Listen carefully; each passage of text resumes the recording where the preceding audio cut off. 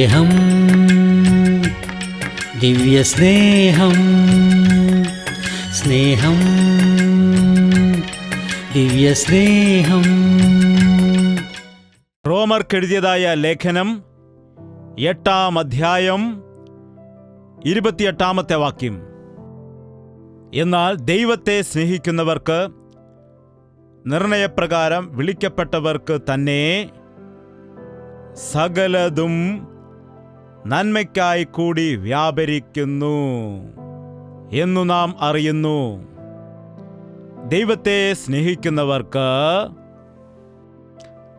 ദൈവം സ്നേഹിക്കുന്നവർക്കല്ല, ദൈവത്തെ സ്നേഹിക്കുന്നവർക്ക്.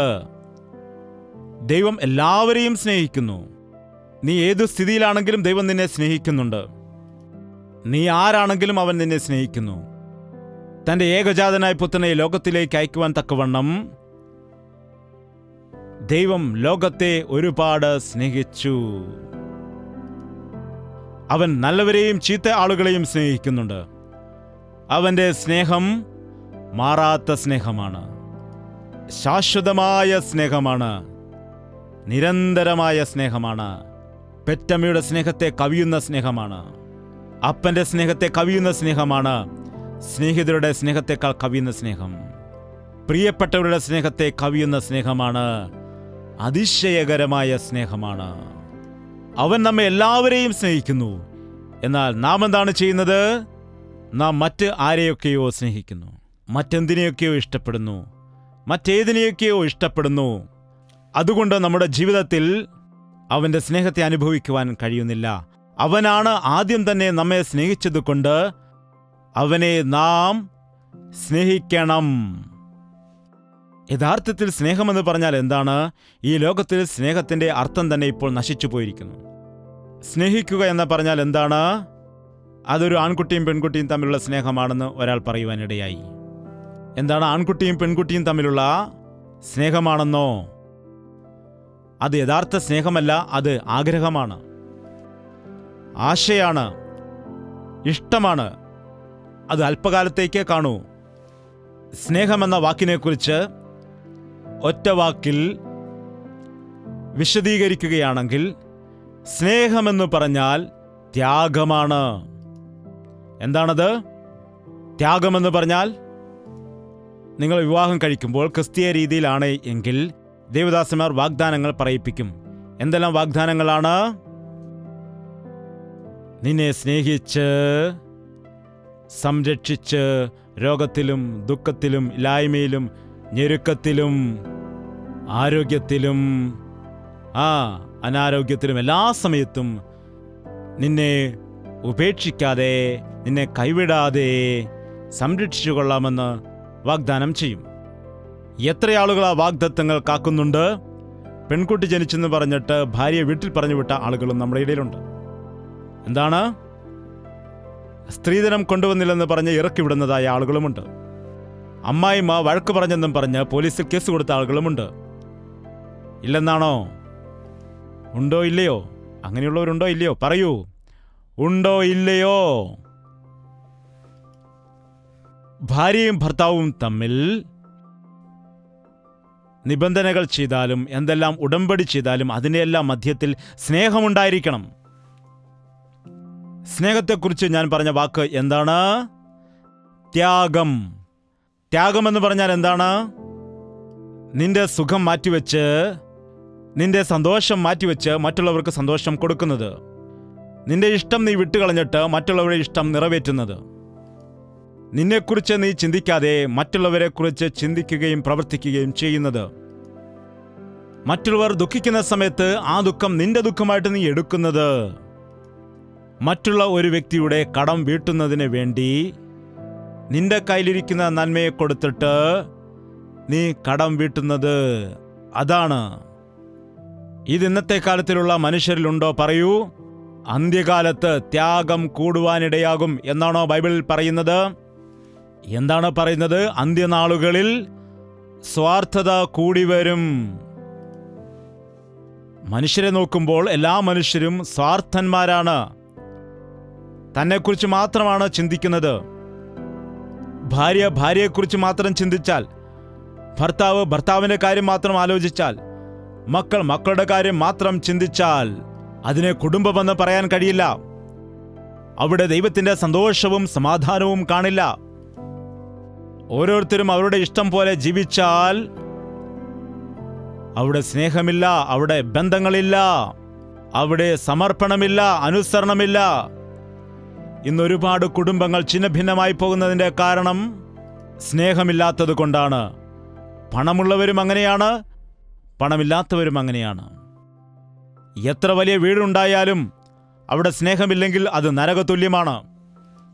എത്ര പണമുണ്ടെങ്കിലും എത്ര സൗകര്യങ്ങളുണ്ടെങ്കിലും യേശുക്രിസ്തു ആ ഭവനത്തിലില്ല എങ്കിൽ സമാധാനമില്ല. ദൈവത്തെ സ്നേഹിക്കുന്ന വ്യക്തി മനുഷ്യരെ സ്നേഹിക്കുവാനിടയാകും, അയൽക്കാരെ സ്നേഹിക്കും. അയൽക്കാരെ സ്നേഹിക്കാത്ത വ്യക്തി തൻ്റെ ഭാര്യയെ സ്നേഹിക്കുമോ? വിവാഹം കഴിച്ച ഭർത്താവിനെ സ്നേഹിക്കുമോ? മാതാപിതാക്കളെ സ്നേഹിക്കുമോ? തൻ്റെ മക്കളെ സ്നേഹിക്കുമോ? തീർച്ചയായും സ്നേഹിക്കും. ഇതെല്ലാം ക്രമീകരിക്കണമെന്ന് ആഗ്രഹിക്കുന്നുണ്ടെങ്കിൽ നീ ഒന്നാമതായി ദൈവത്തെ സ്നേഹിക്കുവാൻ ആരംഭിച്ചാൽ നിനക്കെല്ലാവരുമായി സഖ്യതയുണ്ടാകും, എല്ലാവരുമായി സമാധാനത്തിലായിരിക്കും. ഇവിടെ എത്ര പേർ ദൈവത്തെ സ്നേഹിക്കുന്നവരുണ്ട്? കൈകൾ ഉയർത്താമോ?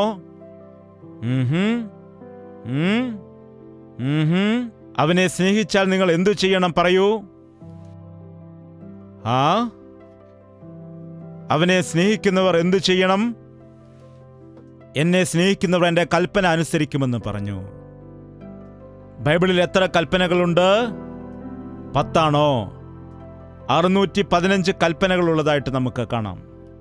ലേവ്യ പുസ്തകം നോക്കുമ്പോൾ 615 കൽപ്പനകൾ അതിൽ കൊടുത്തിരിക്കുന്നത് കാണാം. ഇത് ചെയ്യരുത്, അത് ചെയ്യരുത്, അങ്ങനെ പോകരുത്, ഇങ്ങനെ പോകരുത്, അങ്ങനെ ചെയ്യരുത്, ഇങ്ങനെ ചെയ്യരുത്. പ്രധാനപ്പെട്ടത് 10 കൽപ്പനകളുണ്ട്. വേറെ ചെറിയ ചെറിയ കൽപ്പനകളുണ്ട്. ഓരോ മനുഷ്യരും തെറ്റ് ചെയ്യുന്നതനുസരിച്ച് പുതിയ പുതിയ കൽപ്പനകൾ കൊണ്ടുവരേണ്ടതായി വന്നു. ഒരാൾ പറഞ്ഞു, അമ്മ എപ്പോഴും എന്നെ വഴക്ക് പറയുകയാണെന്ന്. അപ്പോൾ അതിൻ്റെ അർത്ഥം എന്താണ്? എപ്പോഴും അനുസരണക്കേട് കാട്ടുക എന്നാണ്. എപ്പോഴും അമ്മ നിന്നോട് അങ്ങനെ അരുതെന്ന് പറയുമ്പോൾ നീ അരുതാത്ത എന്തോ കാര്യം എപ്പോഴും ചെയ്യുന്നത് കൊണ്ടാണ്. അതാണ് വാസ്തവം.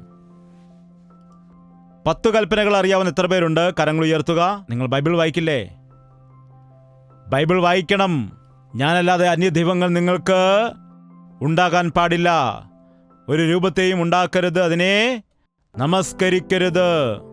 നിന്റെ ദൈവമായ യഹോവയുടെ നാമം വൃഥാ നാവിലെടുക്കരുത്. ശബത്ത് നാളിനെ ശുദ്ധിയോടുകൂടി ആചരിക്കണം. നീ ദീർഘായുസ്സോടെ ആയിരിക്കേണ്ടതിന് നിന്റെ മാതാവിനെയും പിതാവിനെയും ബഹുമാനിക്കുക. 6 കുല ചെയ്യരുത്. 7 എന്താണ്? മോഷ്ടിക്കരുത്. 8 വ്യഭിചാരം ചെയ്യരുത്. 9 നിന്റെ കൂട്ടുകാരന് നേരെ കള്ളസാക്ഷ്യം പറയരുത്. 10 നിന്റെ കൂട്ടുകാരനുള്ളതിനെ ഒന്നിനെയും തന്നെ ആഗ്രഹിക്കരുത്. യഥാർത്ഥമായി നാം ദൈവത്തെ സ്നേഹിക്കുന്നുണ്ടെങ്കിൽ മറ്റൊരു ദൈവവും നമുക്കുണ്ടാകില്ല. വേറെ മനുഷ്യരെ നാം ദൈവമായിട്ട് കാണില്ല. മറ്റു വസ്തുക്കളെ നാം ദൈവമായിട്ട് കാണില്ല. ദൈവത്തെക്കാൾ അധികമായി നീ എന്തിനെയാണോ സ്നേഹിക്കുന്നത് അതാണ് നിന്റെ ദൈവം. രാവിലെ എഴുന്നേറ്റാൽ ഉടൻ തന്നെ ദൈവത്തോടൊപ്പമാണോ നീ ചിലവഴിക്കുന്നത്? അവൻ്റെ സന്നിധിയിലാണോ നീ പ്രാർത്ഥിക്കുന്നത്? അവൻ്റെ വചനം നീ വായിക്കുന്നുണ്ടോ? അവൻ്റെ ഹിതം എന്താണെന്ന് അന്വേഷിക്കുന്നുണ്ടോ? അതോ എഴുന്നേറ്റാൽ ഉടൻ തന്നെ ചിലരാണെങ്കിൽ നേരെ കണ്ണാടിയുടെ മുൻപിലോട്ടാണ് പോകുന്നത്. രാത്രി നല്ലവണ്ണം ഉറങ്ങി മുഖമൊക്കെ തുടുത്താണോ ഇരിക്കുന്നത്? എന്താണ്? സ്വയം നോക്കിക്കൊണ്ട് സന്തോഷിക്കുവാനിടയാവും. അങ്ങനെ എളുപ്പം നീ തന്നെയാണ് നിന്റെ ദൈവം. മറ്റു ചിലരാണെങ്കിൽ കൊച്ചു കുഞ്ഞുങ്ങളെ എടുത്തുകൊണ്ട് രാവിലെ ഉണർന്നാൽ ഉടൻ തന്നെ കൊച്ചു കുഞ്ഞിനെ എടുത്തിട്ട് താലോലിക്കാനിടയാകും. ചക്കരെ, മുത്തേ, വാവയെ, പൊന്നിൻ കുടമേ എന്ന് പറഞ്ഞ് കൊച്ചു കുഞ്ഞുങ്ങളെ കളിപ്പിക്കും. എന്താണ്?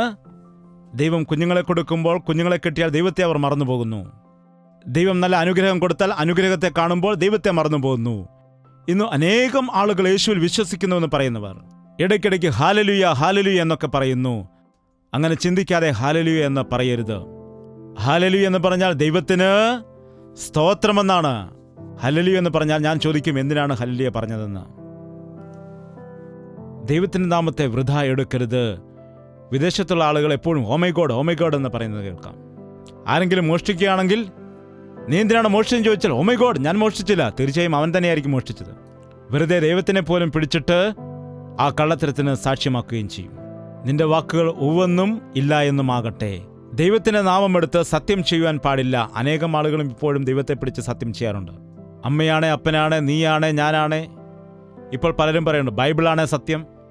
എന്താണ്? സത്യം ചെയ്യുവാൻ പാടില്ല. നിന്റെ വാക്കുകൾ ഉവ്വെന്ന് പറഞ്ഞാൽ ഉവ്വെന്നായിരിക്കണം, അല്ല എന്ന് പറഞ്ഞാൽ അല്ലെന്നായിരിക്കണം. കള്ളം എപ്പോഴാണെങ്കിലും വെളിയിൽ വരുവാനിടയാകും. സത്യം എപ്പോഴാണെങ്കിലും മനസ്സിലാക്കാനിടയാകും. ഇന്ന് നിന്റെ വാക്കുകൾ വിശ്വസിക്കുന്നില്ല എങ്കിലും സത്യം സംസാരിച്ചാൽ ഒരു ദിവസം ആളുകൾ മനസ്സിലാക്കും.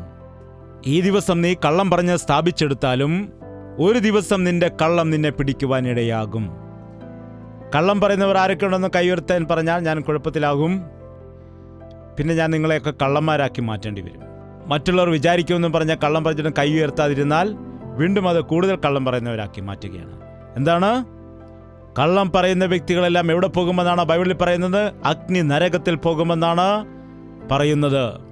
ആരെങ്കിലും ഒരു കള്ളം മാത്രം പറഞ്ഞിട്ട് മിണ്ടാതെ ഇരിക്കുമെന്നാണോ? ആ ഒരു കള്ളം പറഞ്ഞിട്ട് അത് മറച്ചു വയ്ക്കുന്നതിന് വേണ്ടി മറ്റൊരു കള്ളം, വീണ്ടും അതിനുവേണ്ടി മറ്റൊരു കള്ളം, അങ്ങനെ ജീവിതം മുഴുവൻ കള്ളമായി മാറുന്നു. യേശുക്രിസ്തുവിനെ സ്നേഹിക്കുന്നവൻ കള്ളം പറയില്ല. യേശുക്രിസ്തുവിന്റെ മക്കൾ സത്യം പറയുന്നവരായിരിക്കും. അന്ന് പരീശന്മാരും ശാസ്ത്രിമാരും പറഞ്ഞു ഞങ്ങൾ ദൈവത്തിന്റെ മക്കളാണെന്ന്. അപ്പോൾ യേശുക്രിസ്തു പറഞ്ഞു നിങ്ങൾ കള്ളന്മാരാണ്, നിങ്ങൾ ദൈവത്തിന്റെ മക്കളല്ല, സന്തതികളാണ്, സർപ്പസന്തതികളാണെന്ന്. കള്ളം പറയുന്നവരെല്ലാം പിശാചിന്റെ സന്തതികളാണ്. ഇപ്പോഴും നിങ്ങളുടെ ജീവിതത്തിൽ കള്ളം പറയുന്ന സ്വഭാവമുണ്ടോ? വ്യാജം പറയുന്ന നാവുകളെ മുറിച്ചു കളയുമെന്ന് ദൈവത്തിന്റെ വചനത്തിൽ പറയുന്നു. ഒരുപക്ഷെ ദൈവത്തിന്റെ ദൂതന്മാർ കത്രികമായിട്ട് ഭൂമിയിലേക്ക് ഇറങ്ങുകയാണെങ്കിൽ, എന്നിട്ട് കള്ളം പറയുന്ന എല്ലാവരുടെയും നാവുകൾ കട്ട് ചെയ്ത് കളയുകയാണെങ്കിൽ എത്ര പേർക്ക് ഇന്ന് ഹല്ലേലൂയ പറയാൻ കഴിയും?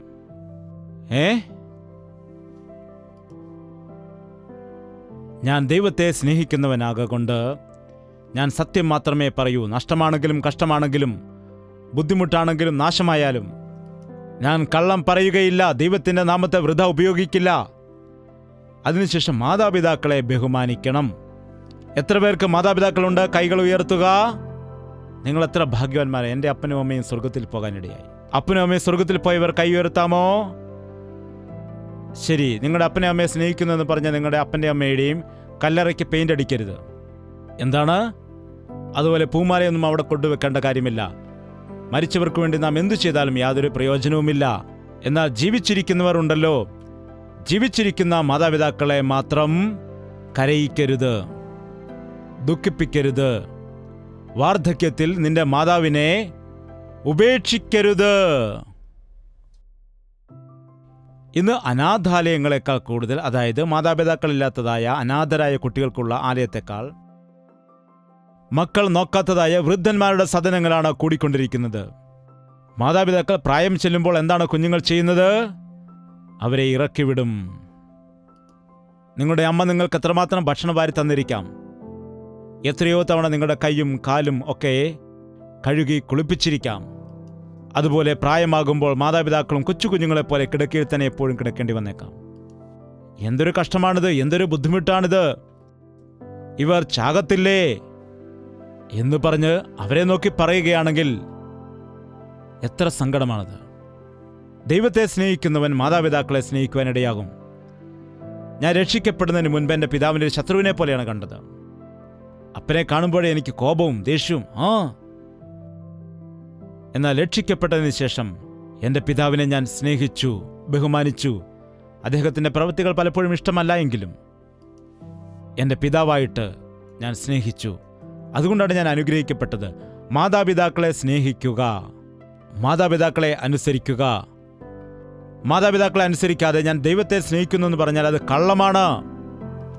ദൈവത്തെ സ്നേഹിക്കുന്നവൻ, കാണപ്പെടാത്ത ദൈവത്തെ സ്നേഹിക്കുവാൻ കഴിയുന്നവന് കാണപ്പെടുന്നതായ മാതാപിതാക്കളെയും സഹോദരങ്ങളെയും സ്നേഹിക്കാൻ കഴിയില്ലേ?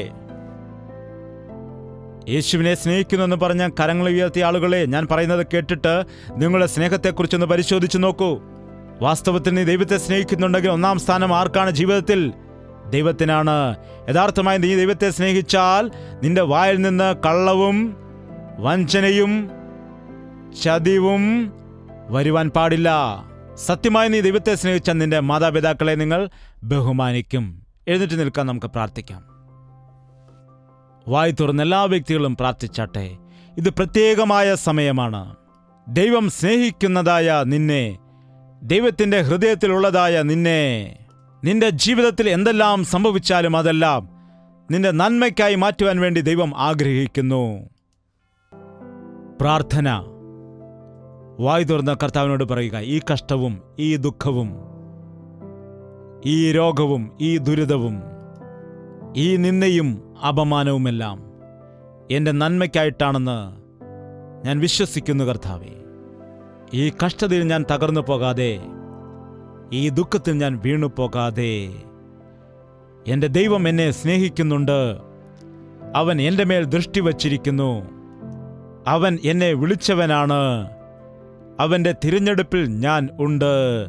അവൻ എന്നെ ഉപേക്ഷിക്കുകയില്ല. ഈ ലോകത്തിലും പരലോകത്തിലും എന്നെ അവൻ അനുഗ്രഹിക്കുമെന്ന് വിശ്വസിക്കുന്നു. വായു തുറന്ന് നിങ്ങളുടെ കർത്താവിനോട് സംസാരിക്കുക.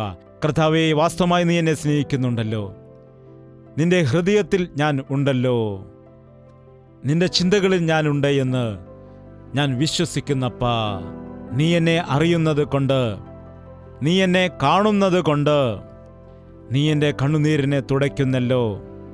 നീ എൻ്റെ ആവശ്യങ്ങൾ നിറവേറ്റി തരുന്നല്ലോ. എൻ്റെ ഹൃദയത്തിലെ ആഗ്രഹങ്ങൾ നിറവേറ്റുന്ന ദൈവമാകുന്നല്ലോ നീ. മനുഷ്യൻ നൽകുന്ന അനുഗ്രഹങ്ങളല്ല, ക്രൂശിൽ നിനക്ക് വേണ്ടി പ്രാണൻ നൽകിയ, ക്രൂശിൽ കൂടി എനിക്ക് നൽകിയതായ ആ ജീവിതം എനിക്ക് വേണമപ്പാ. ഈ ലോകത്തിൽ എനിക്ക് വേണ്ടി കഷ്ടത അനുഭവിച്ച്, എനിക്ക് വേണ്ടി എൻ്റെ സ്ഥാനത്ത് മരിച്ചവനായി, എൻ്റെ പാപത്തെ വഹിച്ച് ശാപത്തെ വഹിച്ച് മരിച്ചവനായ യേശുവേ, ഞാൻ നിന്നെ സ്നേഹിക്കുന്നപ്പാ. നീയല്ലാതെ ഞങ്ങൾക്ക് ഈ ലോകത്തിൽ ആരാണുള്ളത്? മനുഷ്യരെ സ്നേഹിച്ച് വഞ്ചിതരായിപ്പോയി, നഷ്ടങ്ങളുണ്ടായി. നീയാണെൻ്റെ കർത്താവ്, നീയാണെൻ്റെ ദൈവം, നീയാകുന്നു എൻ്റെ രാജാവ്. എൻ്റെ ഹൃദയത്തിൽ ഒന്നാം സ്ഥാനം നിനക്കാണ്. എന്നെ നീ ഉപയോഗിക്കണമേ. നിന്റെ ഹിതമനുസരിച്ച് എന്നെ നീ ഉപയോഗിക്കണമേ. ഇതാ എൻ്റെ കരങ്ങൾ നീ ഉപയോഗിക്കണമേ. ഇതാ എൻ്റെ കാലുകൾ നീ ഉപയോഗിക്കണമേ. ഇതാ എന്നെ തന്നെ പൂർണ്ണമായി ഞാൻ സമർപ്പിക്കുകയാണ്. എന്നെ നീ ഉപയോഗിക്കണമേ. പിശാചെന്നെ തൊടുവാൻ പാടില്ല. പിശാചിന് എൻ്റെ മേൽ യാതൊരു അധികാരമുണ്ടാകുവാൻ പാടില്ല. എന്നെ നീ രക്തം കൊടുത്തു വാങ്ങിയതാണ്. നിന്റെ സ്വത്താകുന്നു ഞാൻ. നിനക്ക് വേണ്ടി തന്നെ ജീവിക്കുവാൻ ആഗ്രഹിക്കുന്നു. എൻ്റെ കരം പിടിച്ച് നടത്തണമേ അപ്പാ.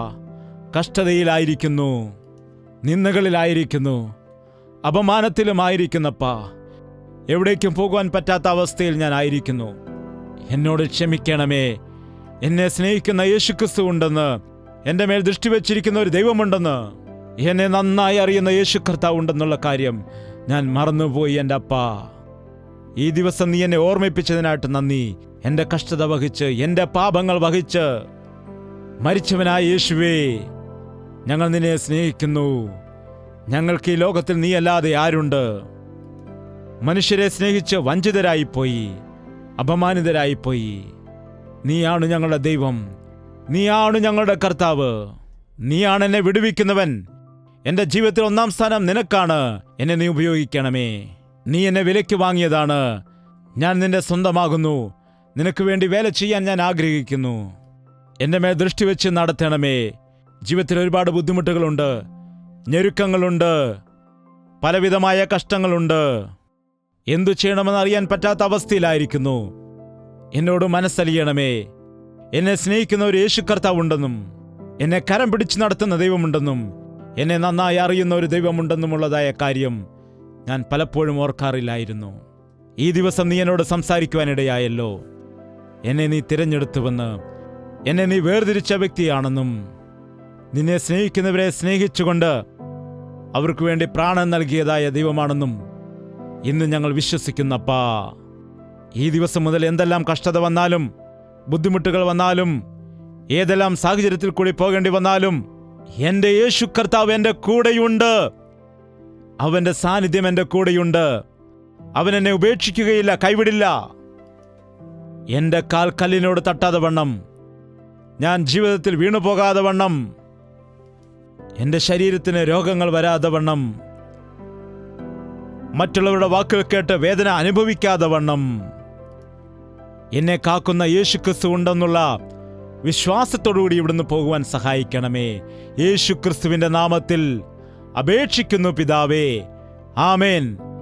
നമ്മുടെ പിതാവായ ദൈവത്തിൻ്റെ സ്നേഹവും പുത്രനായ യേശുക്രിസ്തുവിൻ്റെ കൃപയും ആശ്വസിപ്പിച്ച് വഴി നടത്തുന്ന പരിശുദ്ധാത്മാവിൻ്റെ കൂട്ടായ്മയും സഹവാസവും നാം ഓരോരുത്തരോടും പ്രാർത്ഥിച്ച സകല വിഷയങ്ങളോടും ഇന്നു മുതൽ എന്നേക്കും ഉണ്ടായിരിക്കുമാറാകട്ടെ. ആമേൻ, ആമേൻ, ആമേൻ. യേശുവേ യേശുവേ യേശുവേ യേശുവേ യേശുവേ യേശുവേ യേശുവേ യേശുവേ. നിന്നെ നിന്നെ എന്നും ഞാൻ സേവിക്കും, നീ മാത്രം രാജാവെന്നും.